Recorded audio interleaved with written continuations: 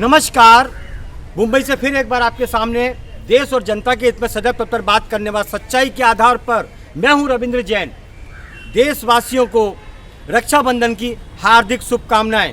बहन अपने भाई के लिए, भाई अपने बहन के लिए दृढ़ संकल्प रहते हैं।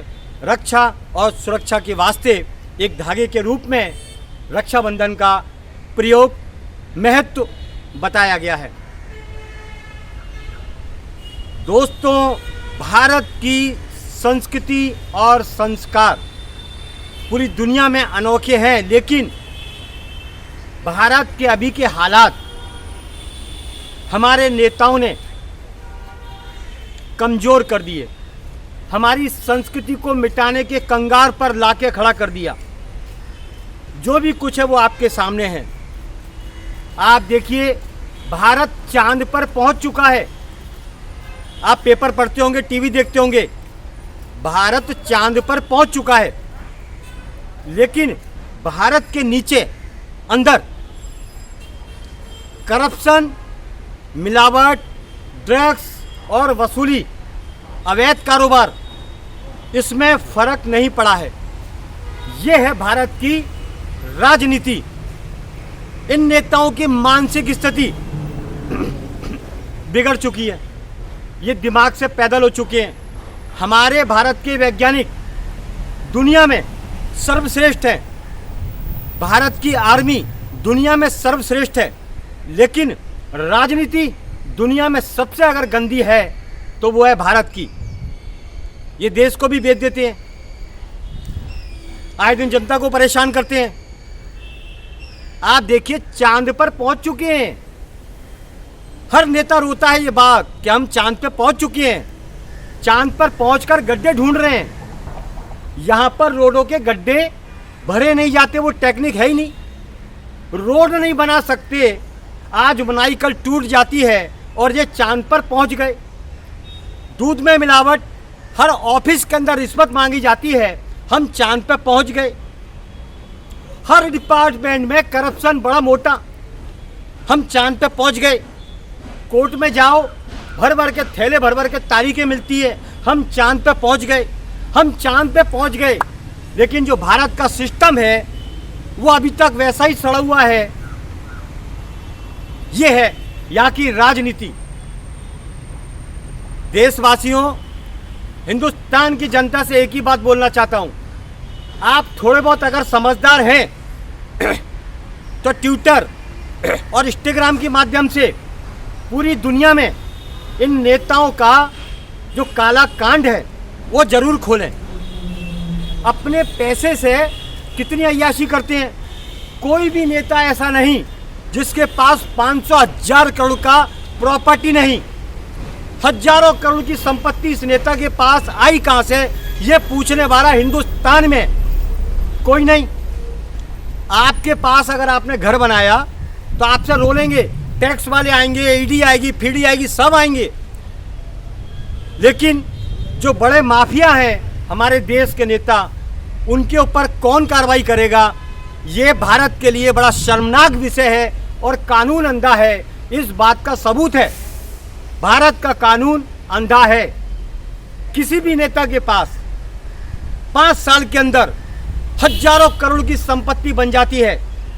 ये बेरोजगार नेता किस तरह बनता है वो तो आप भी जानते हैं। बड़े बड़े पोस्टर लगा देंगे अपने बाप के साथ में, और फिर गुंडागिर्दी करते हैं जनता के ऊपर। किसी का मकान कब्जा करते हैं, किसी की दुकान पर कब्जा करते हैं, किसी से बड़ा हफ्ता लेते हैं। ये इनका काम है, और नेता है भारत के। लुटेरे नेता बनते हैं भारत की सत्ता पर आने के लिए। ये इनकी डिग्रियां हैं हमारे नेताओं की, हमारे भारत के नेताओं की। वसूलीबाज नेता, अय्याश नेता भारत की राजनीति में प्रवेश करता है, क्योंकि कोई भी अच्छा व्यक्ति भारत की राजनीति में प्रवेश नहीं करेगा, क्योंकि वो जानता है यह गंदगी फैली हुई है। करप्शन करे बगैर मैं अय्याशी कर नहीं सकता हूँ। हर जगह का हफ्ता, हर जगह का हफ्ता, वो किसी भी जगह का नहीं छोड़ते। ये भिखारियों को बैठाते हैं वो हफ्ता, फुटपाथ पर हफ्ता, अवैध कारोबार का हफ्ता, ड्रग्स का हफ्ता, मिलावट का हफ्ता, हर चीज़ का हफ्ता इनको चाहिए नेताओं को, और देश का पैसा खाते हैं। देश की सरकारी जमीन पर जितना ज़्यादा कब्जा होता है वो नेता ही कराते हैं, विद कागज के साथ कि आप खरीद लो, मेरा इतना हिस्सा इसमें मेरे को दे देना। देश को बेचने का, देश को टुकड़े करने का काम भारत के 99% नेता करते हैं। ये बात सच है, क्योंकि ये आवाज़ आप नहीं उठा सकते हो, आपको मरवा देंगे। हमारे पीछे भी लग गए हैं। देखो, जो जनूनी होता है, देशभक्त होता है, उसको मरने का खौफ नहीं होता है। बेशक आज के नेता ऐसे लोगों को मरवा दें जो इनके खिलाफ बोलते हैं, जो सच बोलते हैं, लेकिन ऊपर की कोर्ट में तारीख नहीं मिलती, फैसला होता है। ऊपर तो कभी जाएंगे, नीचे आप सबको खरीद सकते हो, आपको तारीख पे तारीख मिलेगी, तारीख पे तारीख, तारीख पे तारीख, फैसला तो नहीं होगा। फैसला तो उनका होता है जिनके पास भर भर के नोटों का बैग होता है। ये है हकीकत हमारे भारत की, और हम चांद पे पहुंच गए हैं। लड़कियों के बलात्कार होते हैं, मार दी जाती हैं लड़कियां, जला दी जाती हैं, सिस्टम भारत का सुधरता नहीं है, और हम चांद पे पहुंच गए।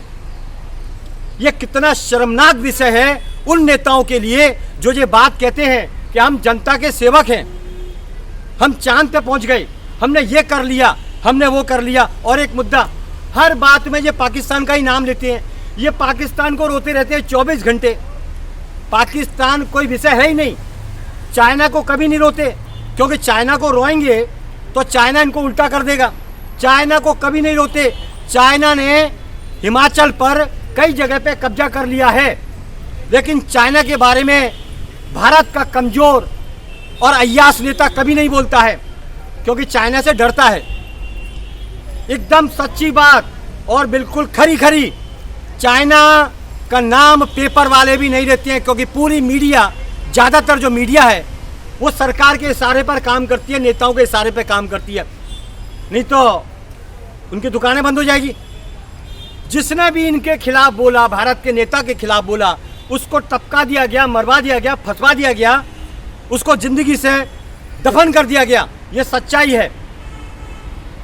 अब नेताओं को ये समझ में आता है कि शायद जब तक हम सत्ता पे हैं हमारा कोई बाल बांका नहीं कर सकेगा, लेकिन ये इनकी गलतफहमी इन्हें दूर करनी पड़ेगी कि ऊपर देर है अंधेर नहीं।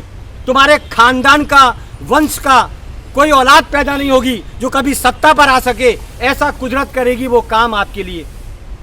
बद्दुआ खाने वाले की जिंदगी और वंश पूरा खत्म हो जाता है। तो याद रखो, देश की दलाली करने वालों, याद रखो, देश को नुकसान पहुंचाने वाला अपनी पीढ़ी को बर्बादी के कंगार पर लाकर छोड़ता है। ये सच्ची घटना पर आधारित हम जो बात करते हैं, हमें भी परेशान करने का काम किया जाता है, लेकिन हमें कोई फर्क नहीं पड़ता। हम देश के लिए लड़ेंगे और लड़ते रहेंगे। देश की जनता से विनती है, आप वोट उसी को दें जो समझदार व्यक्ति है और देश हित में काम करने वाला व्यक्ति है।